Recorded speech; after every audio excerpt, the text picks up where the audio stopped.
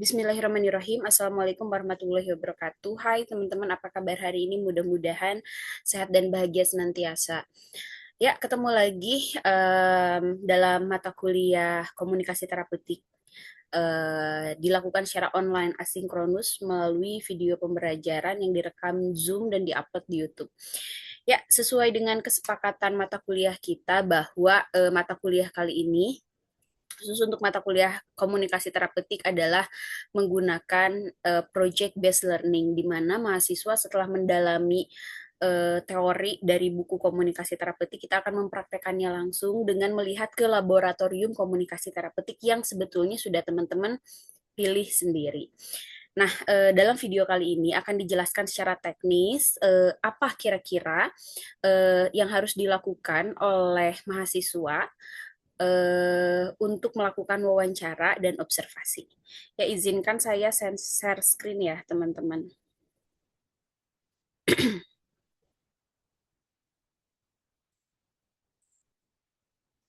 Oke, sepertinya sudah bisa terlihat ya. Oke, nah jadi seperti yang dijelaskan sebelumnya, teman-teman silahkan datang ke fakultas, kemudian minta surat pengantar, surat izin wawancara, dan observasi. Nah, di surat tersebut silahkan lampirkan print out ini ya, nanti saya share di WA Group, kemudian print out daftar pertanyaan wawancara untuk narasumber. Seperti yang disepakati gitu ya. Dalam satu kelompok ada dua petugas. Yang pertama yang bertugas wawancara atau melakukan memberikan pertanyaan kepada narasumber, dan yang kedua bertugas sebagai pengamat atau observator gitu ya. Nah, kita akan masuk ke lampiran yang pertama dulu untuk petugas pewawancara. Jadi kalau teman-teman memilih sebagai pewawancara, yang harus dilakukan biasanya ramah tamah dulu, ya Ibu apa kabar gitu ya. Mohon izin sebelum masuk ke pertanyaan penelitian, jika Ibu berkenan saya ingin meminta nama lengkap atau biodata gitu ya. Mulai dari nama lengkapnya siapa, kemudian nama panggilan, tempat tanggal lahir, usia, alamat, jabatan atau posisi gitu ya. Mungkin kalau di rumah sakit dia sebagai psikiater atau psikolog di lembaga psikologi gitu ya, atau misalkan di sekolah dia sebagai guru BK, kemudian kalau dia Pak Ustadz sebagai healer gitu ya, yang sifatnya spiritual gitu ya. Kalau ada email, kontak email, kalau bisa sih minta nomor telepon. Nomor telepon ini tuh penting teman-teman untuk diminta karena apa? Karena kalau kita kekurangan data, kita bisa minta data susulan by phone, jadi nggak usah datang lagi ke sana gitu ya. Kemudian riwayat pendidikan, maksudnya pendidikan terakhir beliau apa, kemudian pekerjaannya apa, kalau ada organisasi-organisasi apa yang dijalankan, status di sini maksudnya status perkawinan ya, nikah, belum menikah atau sudah menikah, hobi dan aktivitas lain. Kalaupun ada, kalau enggak nggak apa-apa. Nah, teman-teman juga di awal sebelum melakukan wawancara pertanyaan biodata ini juga wajib memohon izin gitu, Bapak Ibu, mohon izin apakah berkenan untuk percakapan kita direkam melalui audio misalkan atau melalui video. Kalau mereka itu wajib ya dapat izin. Kalau mereka mempersilahkan baru rekam, tapi kalau enggak saya mah nggak mau, ya udah Bu, untuk jawabannya saya mohon izin catat ya gitu. Jadi kita harus minta izin dulu. Ya, kemudian terima kasih banyak Ibu atau Bapak gitu ya atas biodata yang diberikan. Kita akan berlanjut ke pertanyaan selanjutnya mengenai institusi gitu ya, lembaga kesehatan atau lembaga pendidikan tempat mereka bernaung. Ya mungkin kalau misalkan ada yang ke lapas, berarti yang ditanya itu adalah profil lapasnya gitu ya. Kan tadi yang pertama biodata narasumbernya. Narasumber itu bisa tenaga kesehatan, tenaga pendidikan, bisa konselor, bisa healer, atau siapapun yang melakukan atau mempraktekkan komunikasi terapeutik. Nah, pertanyaan mengenai lembaga kesehatan atau pendidikan ini adalah tempat di mana mereka bernaung gitu ya. Maksudnya mereka kerjanya di mana sih gitu. Coba ya udah, pertanyaan pertama adalah nama lembaganya apa? Misalkan Lapas 2B Cianjur atau SMKN 1 Broadcast Al Iyanah Cianjur atau Klinik Keluarga Cigombong misalkan gitu ya. Alamat lengkapnya, kemudian tanyain jam operasionalnya buka dari jam berapa sampai jam berapa, logo beserta filosofinya kalau ada gitu ya, sejarah singkat berdirinya lembaga. Nah, ini bisa dua hal ya teman-teman. Bisa si narasumber menyampaikan langsung gitu ya, cerita gitu. Kalau dia lagi cerita kita nggak boleh motong ya, sampai dia selesai cerita. Atau oh ya udah di file aja ya, nanti dipakai flash disk itu juga boleh. Atau di foto aja itu juga boleh. Visi misi lembaga kalau ada, kalau nggak ada nggak apa-apa gitu ya. Jadi ini hal ini tetap ditanyakan, tapi kalau misalkan nggak ada, karena kan ada yang nggak komplit misalkan atau ada yang nggak tahu juga nggak apa-apa. Berapa jumlah karyawan yang ada di lembaga Bapak Ibu, terdiri dari divisi atau departemen apa aja sebutkan. Layanan apa yang disediakan oleh Bapak Ibu, lembaga Bapak Ibu. Mungkin kalau misalkan di lembaga kesehatan, pengecekan kesehatan, konsultasi dokter, pengobatan mungkin ya. Tapi kalau di kita tanyanya ke pendidikan, oh sebagai guru BK, layanan saya memberikan konseling, kemudian pembinaan gitu ya, dan lain sebagainya. Kemudian program atau treatment apa aja yang menjadi unggulan. Nah, tadi kan ada beberapa ini ya. Misalkan di klinik keluarga ada pemeriksaan ibu hamil, ada pemeriksaan kesehatan secara umum, ada apa lagi ya? Ada cek lab gitu ya. Kemudian ada apotek, kemudian ada psikiater. Nah, ternyata layanan psikiater ini nih yang paling menonjol atau paling laris misalkan kayak gitu ya. Kemudian jika diperkenankan berapa biaya tiap programnya. Misalkan kalau ke guru BK kan nggak bayar kita ya. Itu terserah mereka ngejawabnya seperti apa. Kemudian secara umum siapa pasien atau murid atau klien dari lembaga Bapak Ibu gitu ya. Berasal dari domisili mana aja, kalangan mana aja, maksudnya profesinya dan keluhan apa yang mereka rasakan. Berapa jumlah pasien atau murid atau klien yang datang. Ini bisa per periode ya, bisa per hari mungkin atau per minggu atau per bulan atau bahkan per tahun gitu ya. Dan berapa lama rata-rata waktu konsultasi per pasien atau per murid. Nah, kalau pasien dokter karena pasiennya banyak cuma 5 menit doang gitu ya. Atau misalkan kalau yang di lembaga pendidikan, oh biasanya kalau murid suka curhat sih, misalkan 1 jam. Nah itu bisa ada jawaban-jawaban seperti itu.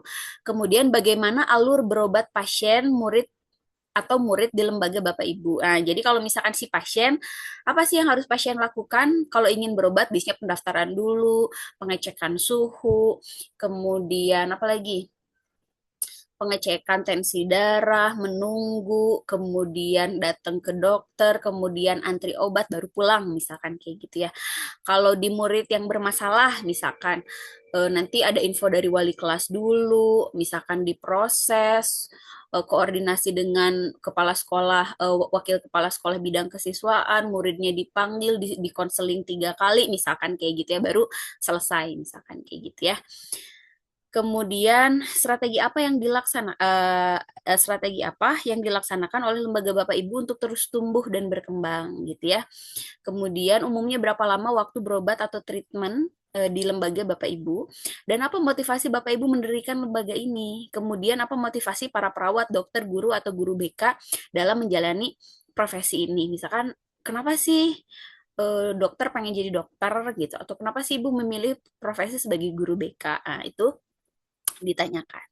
Oke, itu poin kedua. Sebanyak itu, teman-teman ya. Kemudian kita akan berlanjut ke poin ketiga, pertanyaan mengenai komunikasi terapeutik guru, dokter atau terapis. Nah, ini tadi kita udah ngomongin biodata narasumber, kemudian kita ngomongin lembaganya. Nah, baru sekarang kita masuk ke aktivitas komunikasi terapeutiknya yang akan dimulai dengan prinsip dasar komunikasi terapeutik. Menurut Carl Rogers dalam Rahmaniar menyebutkan bahwa komunikasi terapeutik adalah menciptakan hubungan yang saling membantu atau helping relationship dirinya menyebutkan ada tiga prinsip dasar helping relationship, di antaranya ikhlas, empati, kehangatan, dan kepercayaan, menghargai keunikan dan menghormati harga diri pasien atau murid. Nah, teman-teman, ini bisa dijelasin gitu ya ke narasumbernya. Bu, mohon izin, menurut Carl Rogers, gitu, komunikasi terapeutik itu komunikasi yang saling membantu. Nah, biasanya prinsip dasarnya adalah ikhlas, empati, kehangatan, dan kepercayaan, dan lain sebagainya. Nah, berdasarkan itu, mohon izin saya ingin bertanya mengenai aktivitas prinsip-prinsip komunikasi terapeutik yang diterapkan di lembaga Bapak dan Ibu.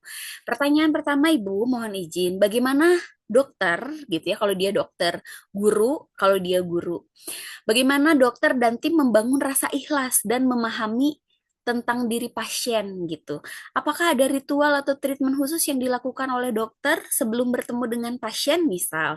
Oh, biasanya sebelum ketemu pasien saya suka baca dulu rekam medis gitu atau enggak? Oh, biasanya kalau setiap pagi kita morning briefing dulu untuk berdoa gitu ya untuk memberikan semangat. Nah, misalkan kayak gitu ya. Sehingga misalkan kita optimal melayani pasien misalkan kayak gitu ya. Kemudian pertanyaan yang B, menurut Pak Dokter, apakah rasa empati penting pada saat melakukan pertolongan atau pada saat melayani pasien gitu ya? Bagaimana Pak Dokter melakukan atau menunjukkan hal tersebut gitu? Oh, biasanya kalau iya dong, misalkan ya empati itu penting banget. Nah, biasanya saya suka nanya, Ibu sakit ya? Sakitnya di mana? Misalkan ya di dada. Pasti sakit banget ya. Misalkan seperti itu ya, tanyain aja. Kemudian yang nomor C, bagaimana Pak Dokter menciptakan nuansa kehangatan dalam menjalin hubungan dengan pasien gitu ya.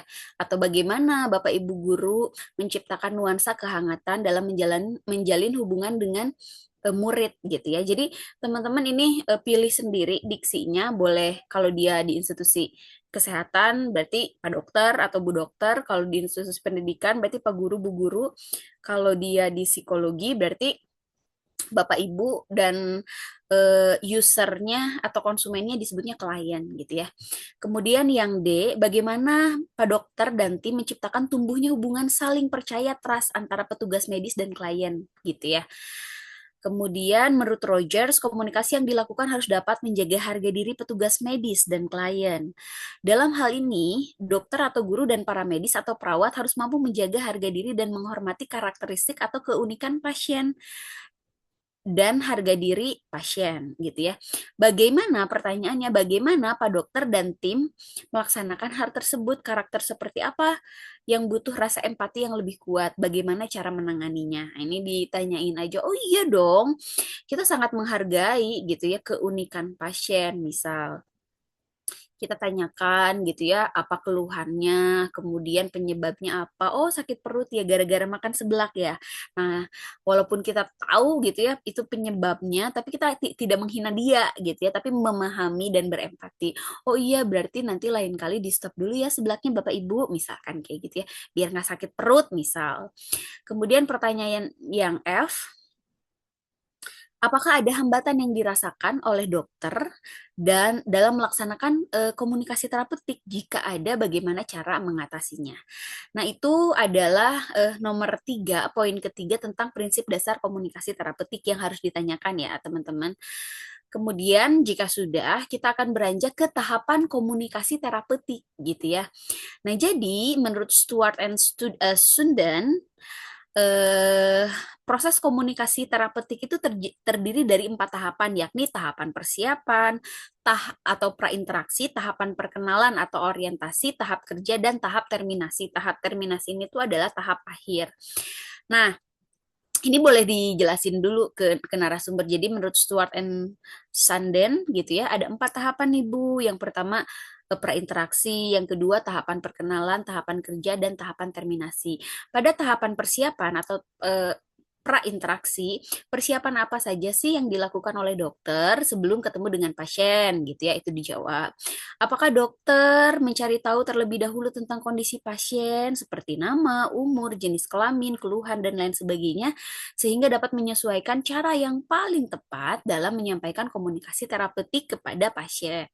Nah, pasti dia jawab. Kemudian di tahapan perkenalan atau orientasi, Apakah ada SOP? SOP itu standar operational procedure atau aturan gitu ya. Apakah ada aturan tertentu yang dimiliki oleh dokter ketika berinteraksi langsung dengan pasien? Oh iya dong, saya harus pakai jas dokter, saya harus steril, saya harus pakai masker, misalkan dia jawab kayak gitu ya. Bagaimana tahapan proses perkenalan dan interaksi dokter dengan pasien? Nah, oh, biasanya saya suka nanya namanya siapa Bu, dari mana Bu, atau langsung aja ke penyakitnya misal gitu ya. Kata sapaan atau sambutan apa yang biasa disampaikan kepada pasien saat pasien datang, misalkan dokter selalu selamat pagi Bu, apa kabar, misalkan seperti itu ya.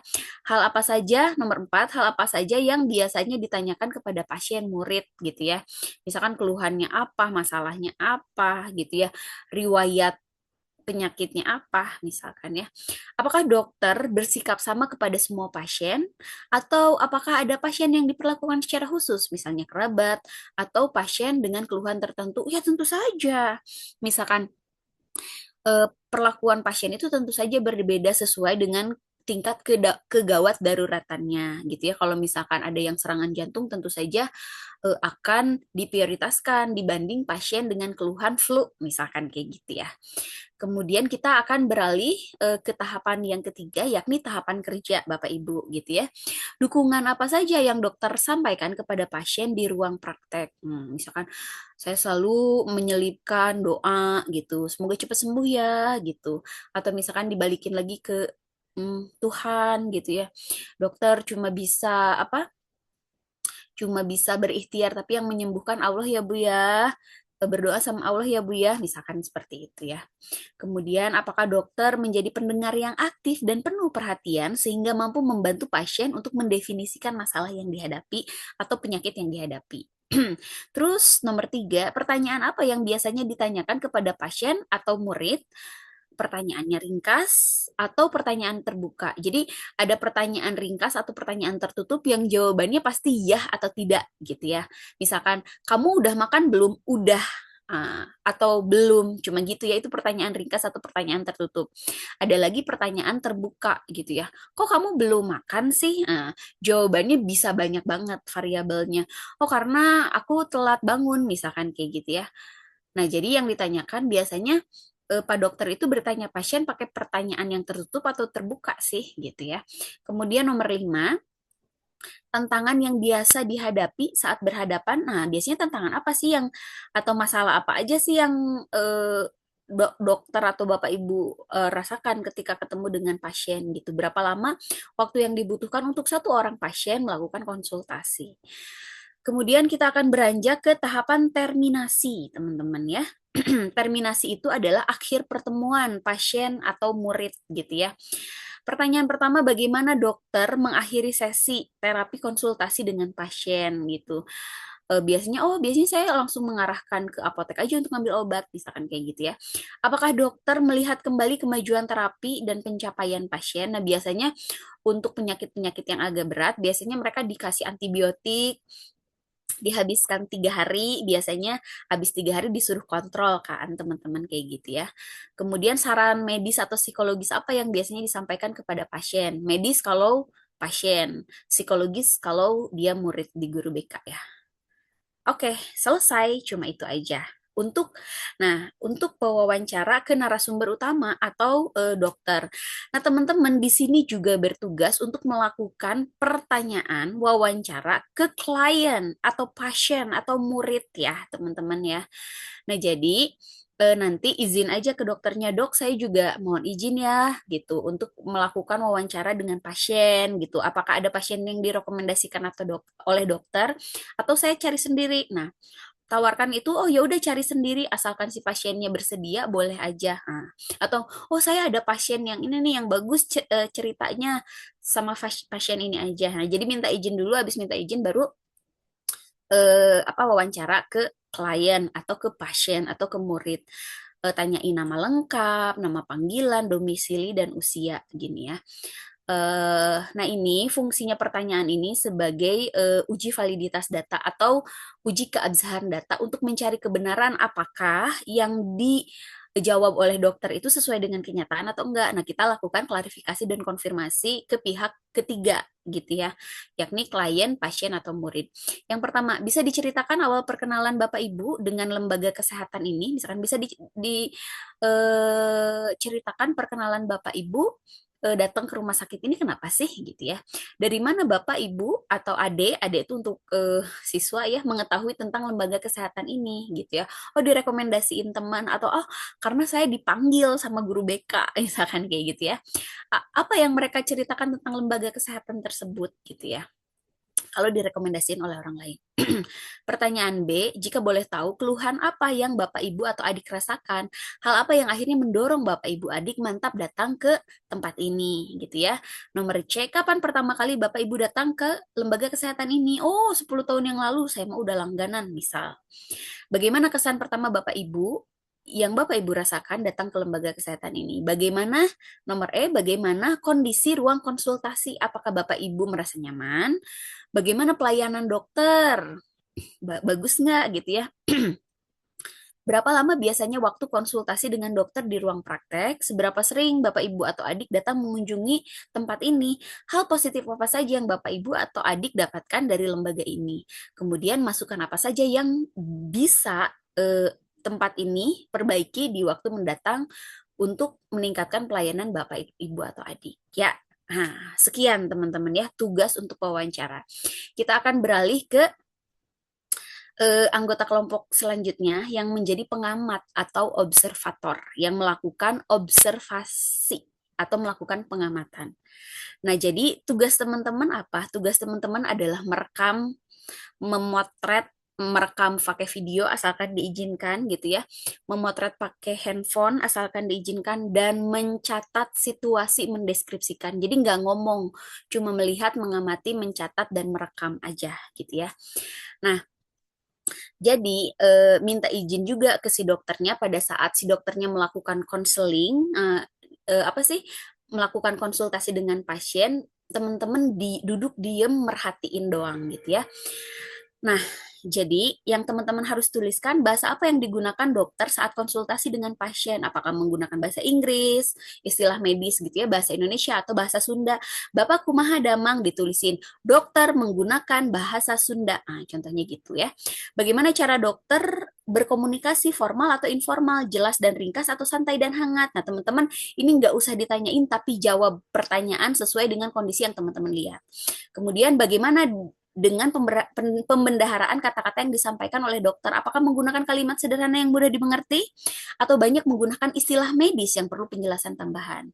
Kemudian teman-teman juga harus hitung timer, berapa lama rata-rata waktu yang disediakan oleh dokter atau guru untuk melayani konsultasi dengan pasien. Saat berbicara dengan pasien atau murid, apakah dokter menggunakan kata-kata dengan arti yang sebenarnya, denotatif, atau arti kata kiasan gitu ya, konotatif. Misalkan ada peribahasa lah, misalkan bagaikan punguk merindukan bulan, berarti kan konotatif gitu ya. Bagaimana tempo bicara dokter dengan pasien, apakah cepat, sedang, atau lambat? Saat pasien atau murid menyampaikan keluhan, apakah dokter melakukan selaan atau memotong pembicaraan atau menyanggah gitu ya, teman-teman tulisin. Siapa yang mendominasi percakapan, dokter atau pasien, guru atau murid? Saat berinteraksi dengan klien, apakah dokter menyampaikan humor, bercanda enggak gitu ya? Perhatikan bagaimana dokter mendengarkan pasien. Perhatikan bagaimana dokter menunjukkan penerimaan mereka atas kondisi pasien.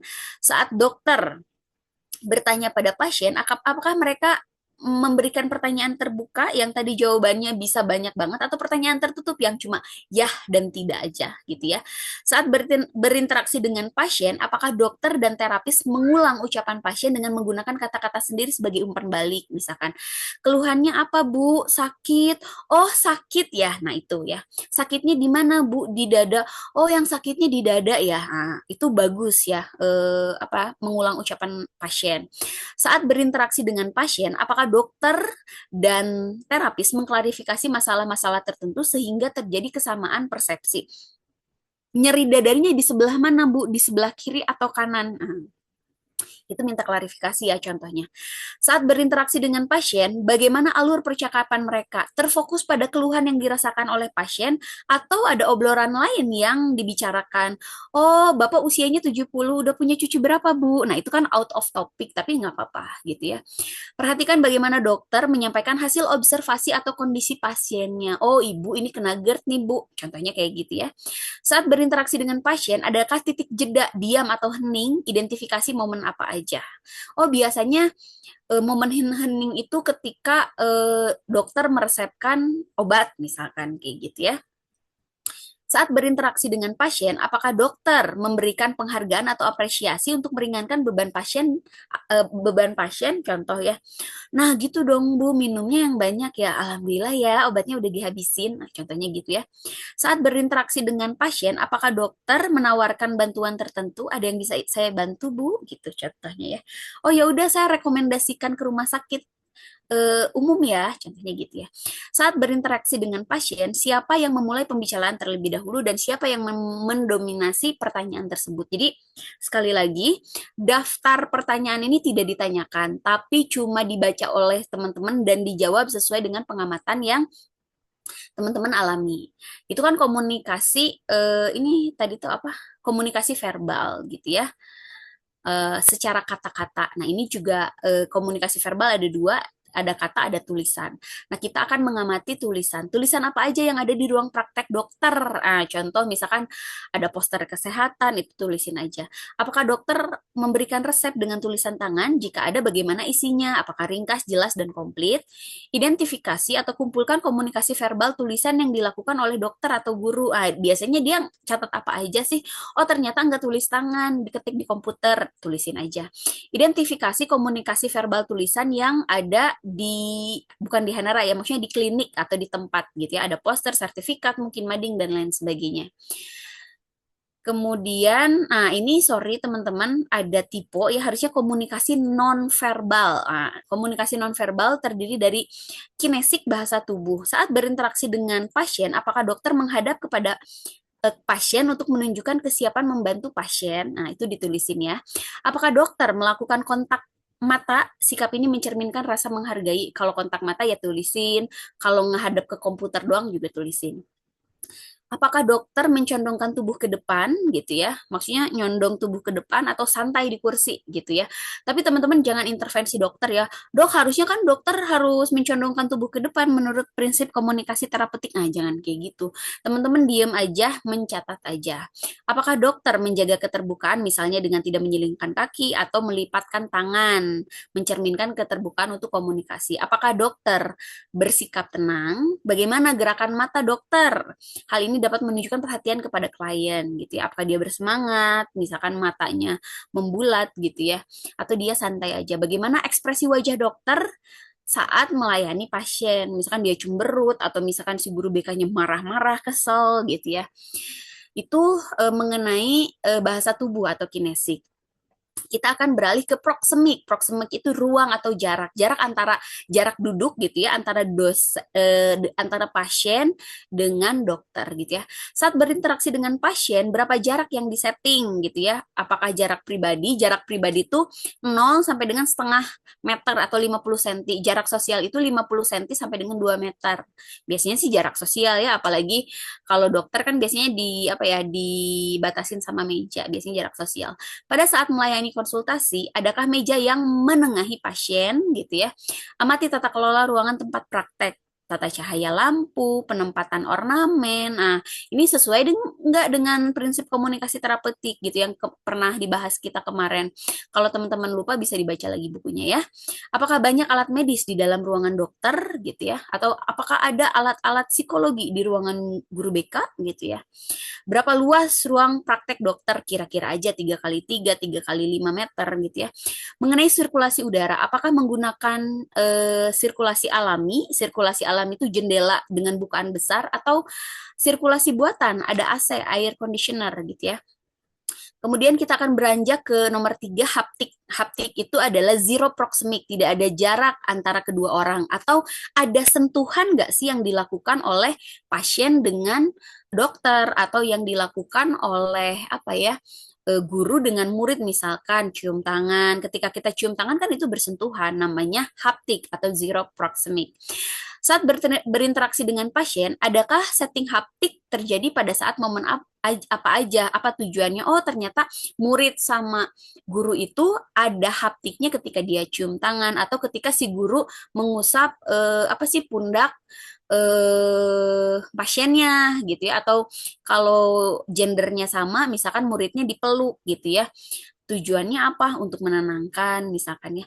Adakah kontak atau sentuhan antara dokter dengan klien gitu ya?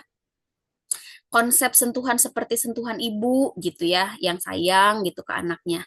Kemudian paralinguistik. Paralinguistik ini adalah nada logat gitu ya, lemah keras atau lemahnya suara, kualitas, intonasi, artikulasi, dan kecepatan.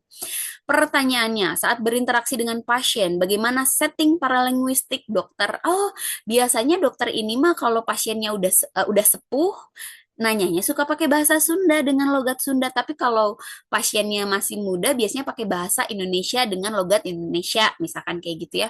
Logat apa yang digunakan? Kapan dokter bersuara keras dan kapan dokter bersuara lemah lembut? Oh, sepanjang ini lemah lembut kok gitu ya. Atau karena dokternya dokter siapa yang galak gitu? Lupa lagi. Dia suka keras gitu ya. Bagaimana dengan intonasi dan artikulasi? Intonasi itu tekanan, artikulasi itu kejelasan berbicara gitu ya. Bagaimana dengan kecepatan bicara dokter gitu ya. Kemudian nomor 5 adalah artefak atau benda-benda yang ada di tempat praktek. Benda apa saja yang ada di ruang dokter, aksesoris ruangan apa aja yang dipajang, benda medis apa aja, kemudian benda pendukung apa aja, misalkan foto, sertifikat. Dari keseluruhan benda tersebut, kesan apa yang berusaha ingin disampaikan kepada pasien gitu ya.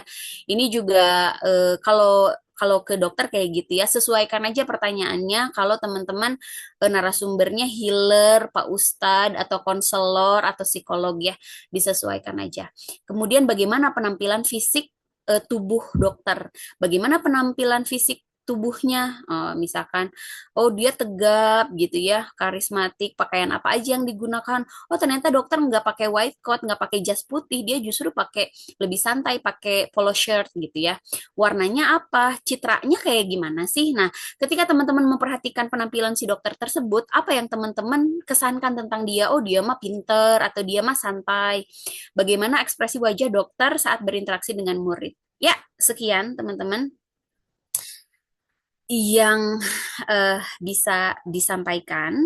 Seperti kesepakatan kita, waktu tempuh untuk mengerjakan proyek ini adalah 2 bulan dari UTS ke UAS. Jadi teman-teman dipersilahkan untuk menggunakan, memanfaatkan waktu sebaik-baiknya, dimulai dari meminta surat tugas atau surat izin wawancara, menyerahkannya kepada narasumber, meminta waktu luang, melakukan wawancara kepada narasumber, melakukan wawancara kepada pasien atau klien atau murid, dan melakukan pengamatan. Jadi teman-teman harus menyaksikan langsung bagaimana mereka melakukan aktivitas konsultasi atau komunikasi terapeutik.